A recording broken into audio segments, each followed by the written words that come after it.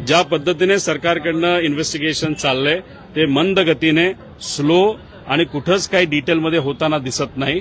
ती VSR company अजूनपर्यंत ऑपरेशनमध्ये त्या ठिकाणी आहे.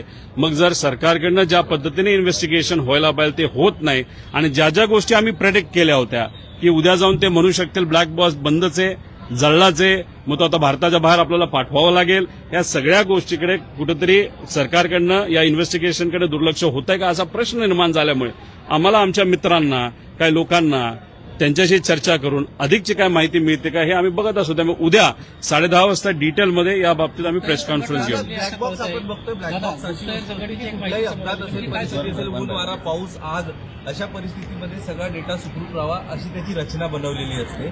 मात्र ब्लॅक बॉक्स जळाला, आतापर्यंत कुठल्याच अपघातात ब्लॅक बॉक्स जळाला असं ऐकायला मिळालं. सुरक्षित राहतो अशी मान्यता आहे. ब्लॅक बॉक्स हा पावसापासून, उन्हापासून, आगेपासून, बॉम्बलास्टपासून सगळ्यापासून सुरक्षित आहे, पण राजकारणापासून सुरक्षित नाही. आता ह्याच्यात काय राजकारण चाललंय हे आपल्याला बघावं लागेल, खोलात जावं लागेल. पण उद्या या बाबतीत डिटेलमध्ये जाऊन काय घडलं असावं, कुठल्या नवीन गोष्टी आमच्यापर्यंत आलेल्या आहेत त्या नक्कीच तिथं आपल्यासमोर आम्ही आणू.